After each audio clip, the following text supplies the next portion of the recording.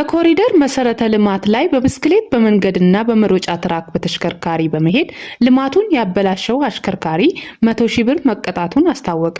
የአዲስ አበባ ከተማ ደንብ ማስከበር ባለስልጣን አራዳ ክፍለ ከተማ ወረዳ 5 ራስ መኮንን አካባቢ በቀን 17 5ኛ ወር 2018 ዓ.ም ከምሽቱ 12 ሰዓት አካባቢ አራዳ ፓርክ ውስጥ በብስክሌት መንገድና በመሮጫ ትራክ ላይ በመኪና በማሽከርከር መሰረተ ልማቱን ያበላሸው አሽከርካሪ በቁጥጥር ስር በማዋል 100 ሺህ ብር እንዲቀጣ ተደርጓል።